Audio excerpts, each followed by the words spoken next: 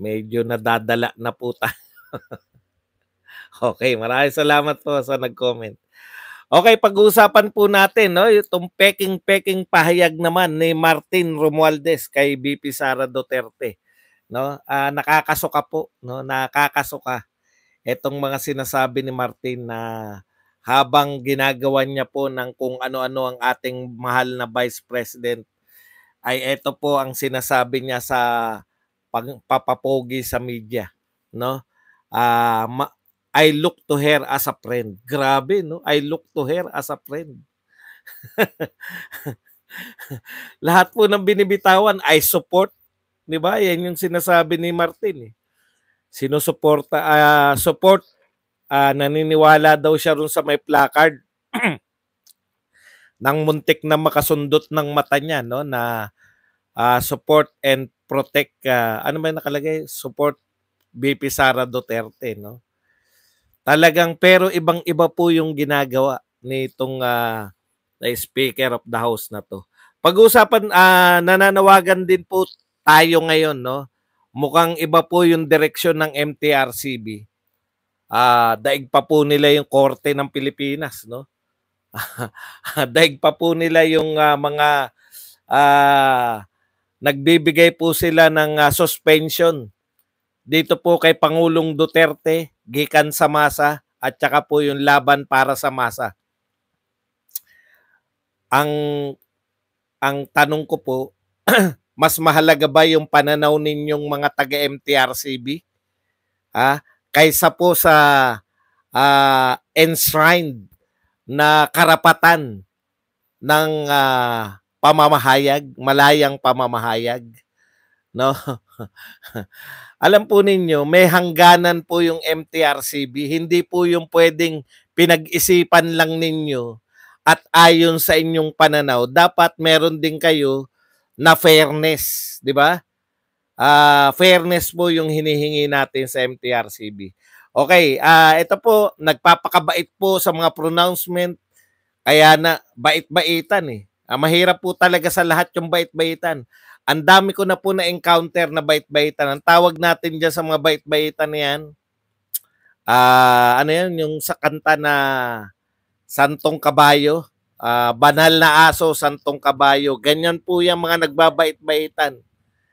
Sa lahat po ng mga pronouncement nila, parang sila pa yung inapi, no? Pero tuloy-tuloy po, walang poknat ang pag-atake naman sa ating Vice President at sa ating mahal na Tatay Digong. Yung, isa pa po, no? Siguro konti lang yung nakanood. Konti lang po yung nakanood ng ating topic kagabi, no? Ang punto ko po ron, bakit po mas malaki pa? Susundutan lang natin ng konti. Bakit mas malaki pa yung ayuda ngayong 2024? Gayong hindi po tayo naka-lockdown, hindi po tayo, wala na pong pandemic, bakit po mas malaki pa ang ayuda na ipamimigay ngayon kaysa yung ayuda nung tayo'y naka-lockdown, kaysa yung ayuda nung tayo po ay nasa pandemic? Yan po ang itatanong natin, no? Paulit-ulit po nating itatanong yan sa mga nagmamanipula nitong ating mga budget. Pero bago yan, kung bago ka pa lang dito sa ating channel, mag-subscribe ka na dahil ito lang ang tayong channel na may kinikilingan, may pinapanigan. Una sa balita, huli sa impormasyon, kaya ano pang hinihintay nyo? Pindot na, okay. Good news po muna. Congratulations po sa ating pong Vice President dahil po ang Office of the Vice President po ay muling ginawaran. Yan Baka sabihin naman ni Leni Robredo ay siya yung ginawaran, no? Ito po ang parangal sa nakatanggap ng recertification ang Office of the Vice President mula sa ISO na nagsasaad ng sistema ng pamamahala nito ay pasado sa international standards. Ayan na po yung mga patunay, no? Yung DepEd po ay kinikilala ng madlang people, no? Na number 1 pinakamataas ang trust rating, at best performing sa lahat po ng agency, DepEd. Ngayon naman po, muling ginawaran ng pinakamataas na sertifikasyon. An ISO certification, international po ang standard ng ating mga Office of the Vice President. Tanong niyo po, bakit tinignan ko po yan kasi alam ko nabigyan na, pinagmamalakihan dati ni BP Lenny, no? Bakit meron na naman ngayon? Recertification po to, kung mapapansin po natin, marami na pong mga satellite offices ang ating Vice President na hindi po yan nagawa ng kahit na sinong naunang Vice President, no? Ito po ang may pinakamarami. Ang ibig po sabihin, inilalapit po ni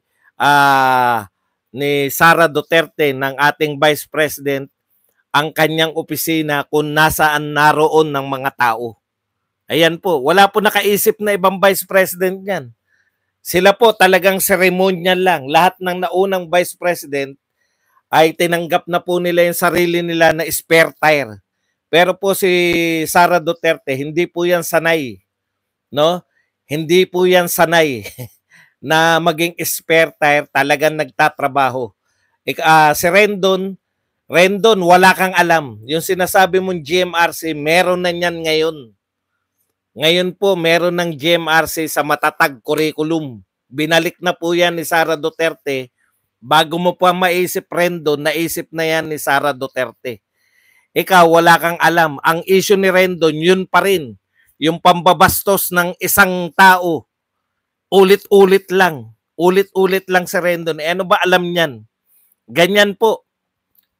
Ganyan po, pag yung leader mo o yung sinusuportahan niya, hindi marunong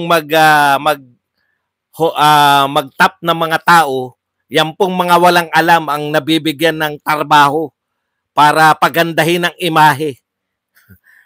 Na-imagine nyo na po kung anong uri ng liderato meron to. Okay, isa pa pong panawagan natin, kahit parang panawagan ko to sa rally, no? sabik na tayo.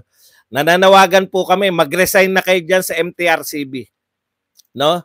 Mukhang sa inyo, walang puwang yung pagiging patas. Bakit po? Presidente ng Pilipinas. Presidente ng Pilipinas, dating presidente, pinakamataas ang approval rating sa buong panunungkulan niya. Pati po, yung tanging presidente na may pinakamataas na approval at trust rating nung umalis, no? Nung umalis na sa pwesto. Tapos kayo ang magpapasya kung ano ang hindi dapat, kung ano ang dapat at hindi dapat sabihin ng isang dating presidente ng Pilipinas sa kanyang programa. Sino kayo? 'Di ba? Nakita ko yung picture. Nanumpa pala yan si Lala Soto. Hindi ko po iniintriga, nakita ko talaga sa picture. Yan pala ay nanumpa hindi po sa Pangulong Marcos, kundi kay Martin Romualdez. Ang mga katanungan ko sa inyo ganito, no? Suspendido agad? Nagbigay ba kayo ng warning? Wala akong nabalitaan kasi kung nagbigay kayo ng warning, check yan. Check yan, balitang-balita yan. Na winarningan ng MTRCB yung gikan sa masa. No? Oy, maraming salamat po kay Herondina Jackman. Keep it up and Merry Christmas to you and your family. God bless. Yan, maraming salamat po sa nagpakape. Tignan lang natin kung si Herondina Jackman, isa na pala siyang Okay, balikan po natin to si Lala Soto at company. No? Alam niyo po, sa totoo lang, mas enshrine sa ating constitution ang karapatan ng MTRCB bilang ahensya. Tinayo lang po kayo. Yung karapatan po ng malayang pamamahayag, no? enshrined yan sa Constitution. Lahat ng Constitution ng Pilipinas. Hindi lang po itong 1987. Kayo, kailan ba kayo naitayo? Mula po noong araw, mula po sa Constitution noong 1935, 1972 Constitution, 1973 Constitution, at hanggang ngayon, 1987 Constitution, hindi po nawawala yung kalayaan sa pamamahayag. Nauna pa sa inyo yung kalayaan sa pamamahayag. Nakakahiya. Yung isa sa mga may batas, no? Yung Sotolo, kapilyido mo pa, lolo mo.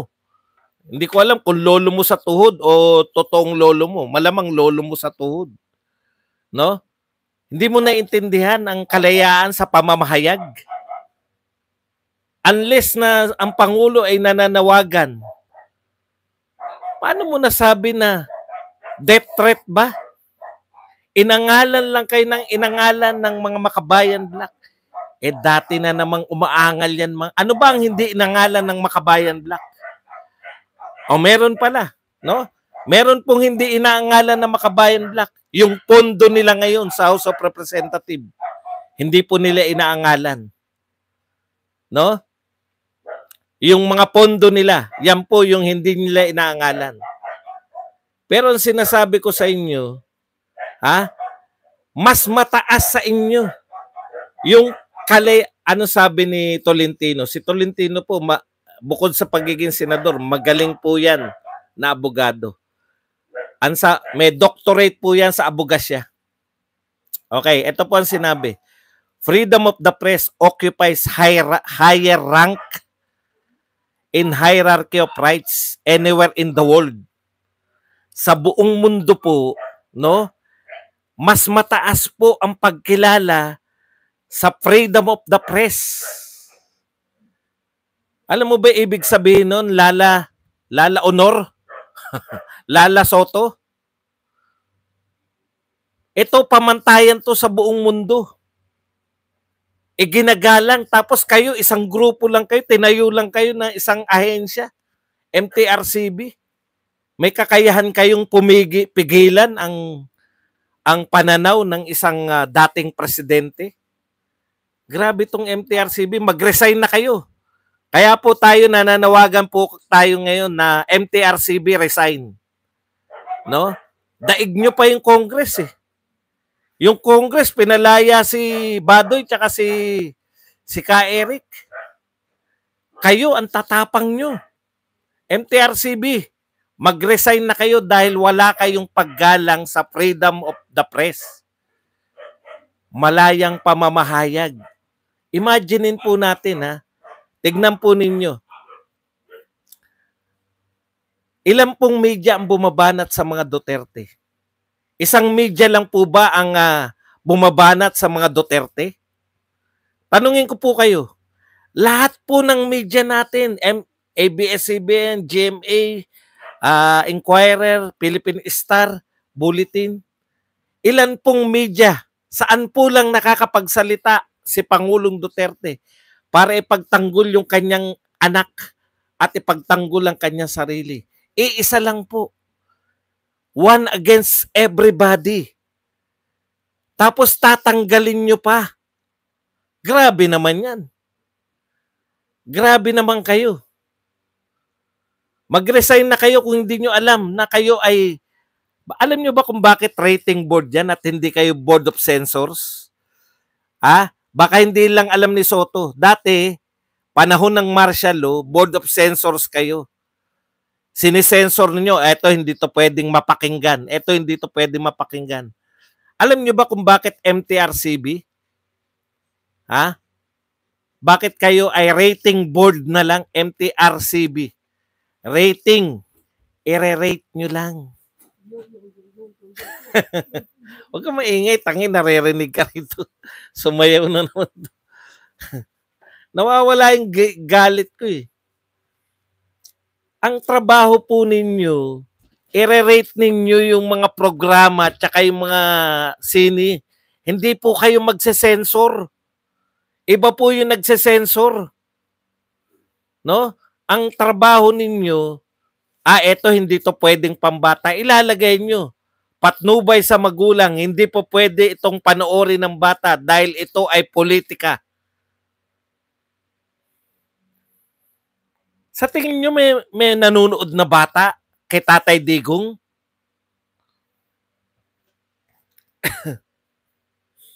Okay. Kaya mabuti pa mag-resign na kayo dyan sa MTRCB.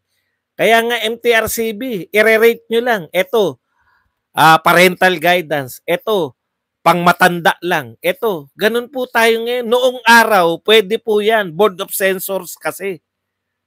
Hindi pwedeng panoorin. Bakit nyo po dapat isuspende yung showtime? Normal yun kasi pambatang programa yun eh. Prime time yun eh. May nanunood na programa. May nanunood sa kanilang mga bata. Nilalapirot yung mga daliri nila. Dapat talagang isuspende nyo yun. Pero si Tatay Digong, sinong bata manunood dyan? Alauna ng gabi. Madaling araw ang programa. Yung mga mahilig lang sa politika.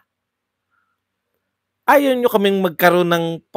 Gusto nyo ang marinig lang yung anti-Duterte lang? Yung naratibo lang na anti-Duterte?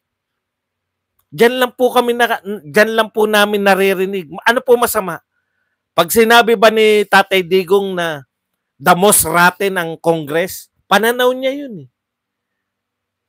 Lahat ng tao nagtatanggol sa Kongreso, lahat ng press, lahat nagsasabi criminal si Tatay Digong. Pinasaran nyo ba?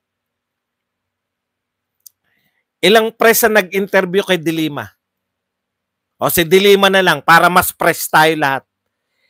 Ilang news outlet ang nag-interview kay Dilima? May sinabi bang maganda si Dilima kay Tatay Digong? May sinabi ba si Dilimang maganda kay Tatay Digong? Oh, hindi ba fake news 'yun? Yung sinasabi ni Dilima laban kay Tatay Digong na siya nagpakulong dahil kay Tatay Digong kaya siya. Pero hinahayaan nyo. Tapos yung SMNI, ipagtatanggol naman ni Tatay Digong yung pangalang Duterte, titigbakin ninyo. Grabe naman kayo. May kalayaan na birahin si Tatay Digong pero walang kalayaan, walang karapatan ang mga press na ipagtanggol ang mga Duterte. May kalayaan na atakehin nila Castro ang buong pamahalaan. Totoo naman eh. Yung Makabayan Black, interview kayo na interview, sino inaatake ng Makabayan Black? Pamahalaan. Nung hindi pa sila good ng pamahalaan na to, wala pa silang alliance, sino laging araw-araw inaatake niyan? Pamahalaan. Ito si Tatay Digong, dating presidente. Inaatake yung anak. Inaatake yung pangalan niya. Gusto siyang ipakulong sa ICC ng kung sino-sinong tao, ayaw nyo ipagtanggol ang sarili. Wala naman nag-i-interview kay Tatay Digong na iba. Paano malalabas yung side ng mga Duterte? SMNI lang. Tapos yan ang gagawin nyo sa SMNI. Isususpend nyo. Anong kapangyarihan ninyo laban sa, freedom of the press occupies higher rank in hierarchy of rights anywhere in the world. Pwera lang sa Pilipinas.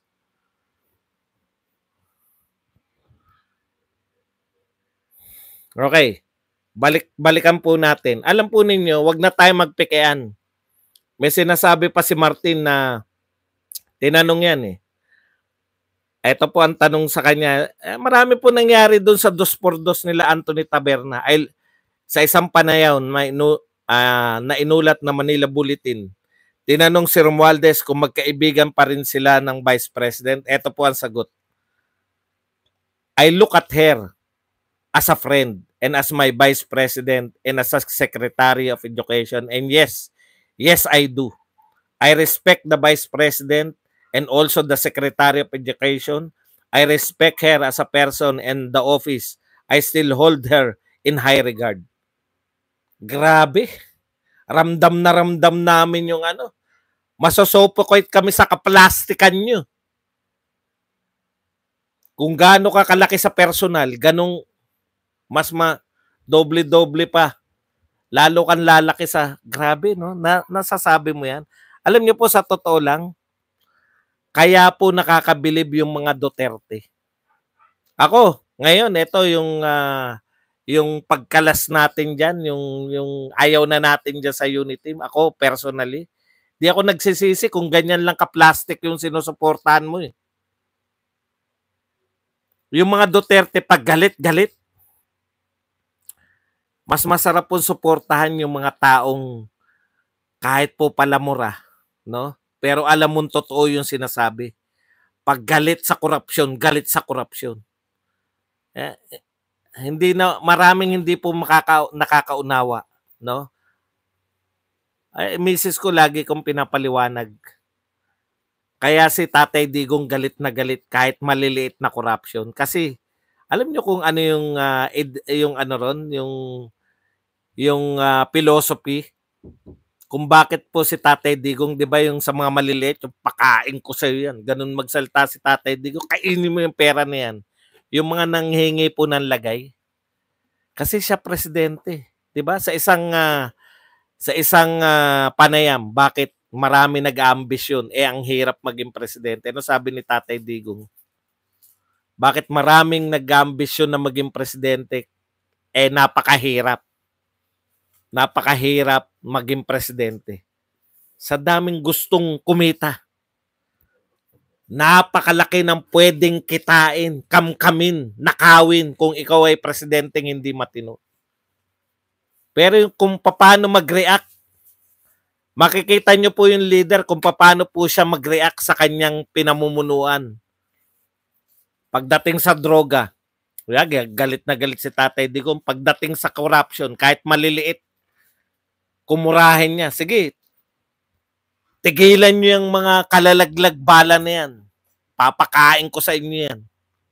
Tigil agad.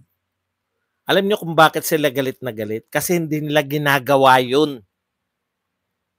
Ngayon, kung baliwala lang sa inyo yung mga korupsyon, alam niyo na kung bakit. Kung kaya ninyong palagpasin, seryoso ako nagsasalita rito. Pansinin niyo po, kung paano sila nagre-react sa mga corruption. Kung parang baliwala lang ang corruption, malamang sa hindi. Sanay. Pero kung galit na galit sa corruption kahit maliit na bagay, alam niyo kasi kung bakit. Bakit maiinit po sila Sara Duterte? 'Di ba? Bakit nananapak si Sara Duterte para ipagtanggol yung mga mahihirap?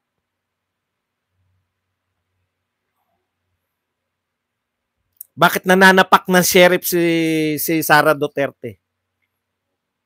Mauunawaan nyo eh. Ganun na kamahal yung mga mahihirap. Tatanggalan nyo ng ano. Bakit si Sara Duterte gigil na gigil kala Franz Castro? Hindi mo maitatago yung galit ni Sara Duterte kahit sa mga speech nila.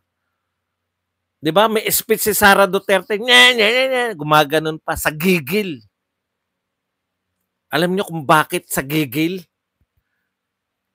Bakit sila gigil na gigil kala Franz Castro? Alam nila yung ginagawa nila Franz Castro. Kasi totoo sila, kaya galit na galit sila. Nakikipaglaban sila, yung mga kalaban nila, nakikita nila, eto sila Castro. Yung nagawa nila sa Davao na naging insurgency free, alam nila yung mga katulad ni Castro ang umahad lang para maging insurgency free ang Pilipinas. Bakit gigil na gigil? Makikita nyo parang sinasaniban si Sara Duterte pag usapin nila Castro. Kung makatitig si Sara. Ganun talaga pag totoong tao ka eh. Nanggigigil ka dahil puta kayo ang dahilan kung bakit may mga problema ang Pilipinas sa insurgency. Nauunawaan ko po yun eh. Yung panggigigil na yun. Kaya ako sa mga Duterte. Tuwan-tuwa ako. Sabihin yung palamura, lahat na kayo, banal na kayo. Pipiliin ko na yung minumura yung kalaban niya. Pipiliin ko na magsalita na minumura yung kalaban kaysa naman, friend, I look at her as friend. O tama naman. Tama raw. Pero yung mga attack dog niya, bastos ang tingin dun sa taga-Japan. Pero siya nagsasalita, tama naman yung mensahe nung nasa Japan. Dapat support, let us support Vice President Sara Duterte. Yung mga ganun, alam niyo yun? Sila Sara Duterte, tuwing pinag-uusapan, no? Si Sara Duterte, tuwing pinag-uusapan, yung si Franz Castro nanggigigil. Bakit nanggigigil? Totoo kasi sila. Totoo sila sa sinasabi nila.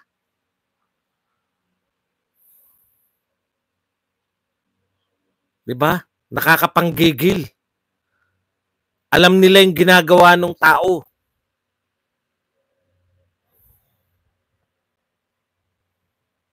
Kaya sila gigil. Napepekean sila.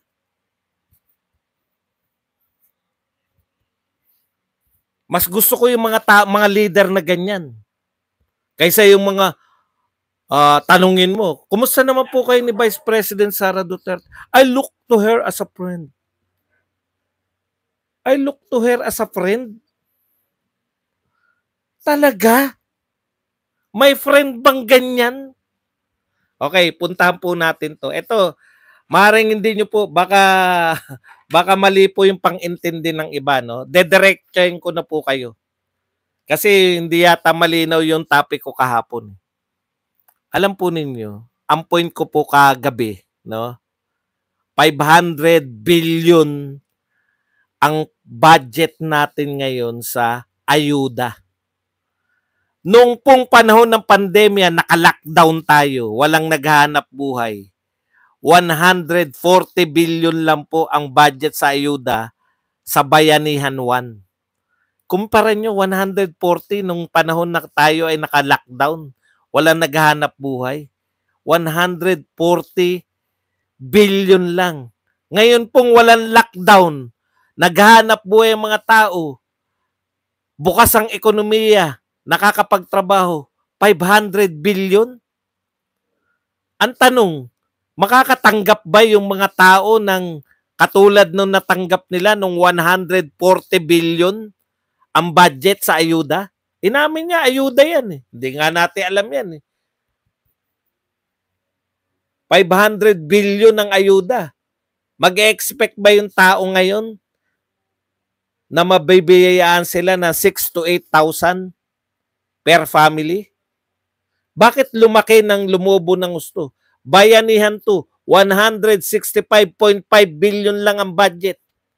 At inaamin, binabanatan po siya ng mga, si Pangulong Duterte po, binabanatan ng madilawan at kakamping. Alam niyo kung anong binabanat nila? Lumubo ang utang natin ng panahon ng Duterte. Natural, may pandemya, kinakailangan mong ayudahan yung mga tao. Yan yung kinakatwiran natin eh. Ano pong gusto nyo? Mamatay ang mga tao? Huwag umutang si Duterte? Kinakailangan mabuhay, kaya may ayuda. Dahil lockdown. Ngayon po, ang tanong ko, may pangangailangan po ba mag-ayuda? Saan po manggagaling yung pera na yan? Utang ba yan? Dalawa lang po ang pinanggagalingan ng ating budget eh. Taxes at utang. Ibig sabihin, nung panahon ng ayuda, nangutang tayo, ngayon, taxes lang lahat yan. Walang galing sa ayuda dyan. Kung uutangin natin yan, bakit mag-aayuda tayo ngayong wala namang pandemya? Nang mas malaki pa sa inayuda natin sa 2 taon na may pandemya. Ito, 2024 lang. Kawawa naman yung nagbabayad ng tax.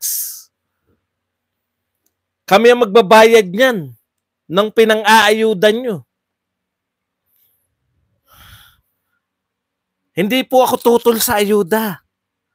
Pero tignan nyo po, ang sinasabi nila, yung 14 point, magkwenta lang po tayo ng konti nakapag-uwi sila sa Japan, 14 point something billion.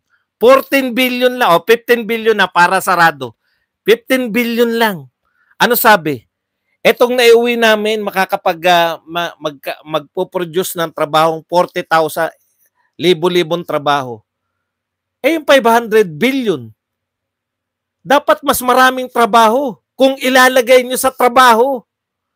Kung may 500 billion tayo, ilalagay nyo sa trabaho, kikita yung mga tao, magkakaroon ng trabaho, hindi nyo na kinakailangan magkaroon ng ayuda.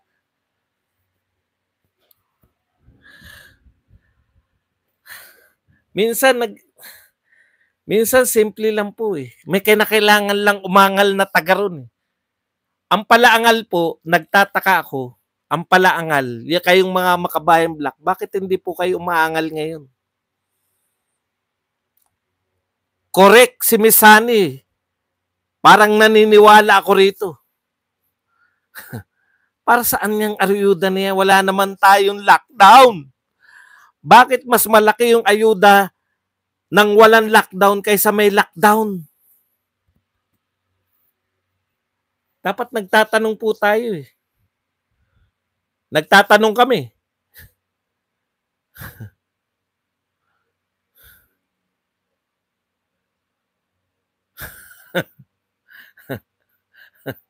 Kung masama na po ang magtanong ngayon, ito talaga, purely question. Kasi hindi ko po ito nakuha eh. Sinuri-suri ko lang mag-isa eh. Tinignan ko lang yung budget ng Bayanihan 1 at Bayanihan 2. Combine mo yung 2 taon ng ayuda. Ayuda po yun eh. Hindi lang po ayuda yan. Nag-hire tayo, kasama po rin yung pag-hire ng, natatandaan nyo yung mga tracer. Marami pong hinire ng mga tracer eh. Wala po nagko-question sa mga taong bayan. Kaya tama po si Pangulong Duterte, sinabi niya po to sa Gikan sa Masa na sinuspende nitong magaling na MTRCB. Ano sabi niya? Wala nang oposisyon. Pati media, pati mga dilawan, lahat ng mga traditional na oposisyon, pati po yung Makabayan Black. Nasaan kayo, Makabayan Black? Where are you? Kung kailan namin kailangan yung inyong pagtutol. Thank you very much po kay Bernadette Lomker na nagbigay po sa atin ng 10 Australian dollars. Tama po si Pangulong Duterte. Kahit mag-isa lang siya, dapat may oposisyon. Kasi pinagmamalaki po eh. Naku, pinagmamalaki ngayon ng mga tsak yan, ipagmamalaki yan ng mga vlogger ni Tambi. Ang tanong ko lang sa inyo mga vlogger, saan kukunin yung 500 billion na yan? Uutangin? Sino magbabayad? Bakit po? Ano po yung need? Okay na kami sa 4-piece eh. Talagang yung pinakamahirap yan, di ba? Ano po yung need? Bakit po kinakailangan magbigay ng ayuda? Wala naman tayong lockdown. Tanong ko po to ha. Hindi ko alam kung saan kukunin. Kasi alam ko kay Pangulong Duterte, kinwestiyonan lahat eh. Bakit tayo umutang ng marami? Sinasampal natin sila na natural, nag-ayuda tayo na bumili tayo ng mga tuturok natin na, di ba? Totoo naman eh. Bumili po tayo ng mga, ano na nga tawag natin dyan? Bakuna. Namigay tayo ng ayuda, 6,000 to 8,000. 6,000 yung sa mga probinsya. Sa mga syudad, 8,000. Oh. 2 beses yun. Kaya nga may Bayanihan 1 at Bayanihan 2. Pero ang kataka-taka, i-combine mo yung Bayanihan 1 at 2, kalahati lang yun ang budget sa ayuda ngayon. Ano yung need? May lockdown ba?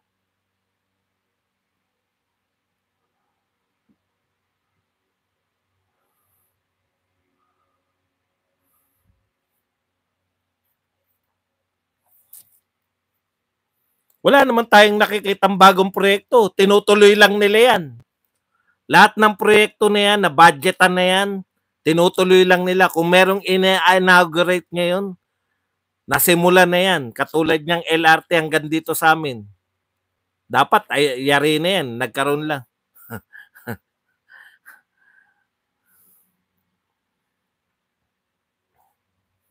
Alam na po natin kung saan yan eh. Pero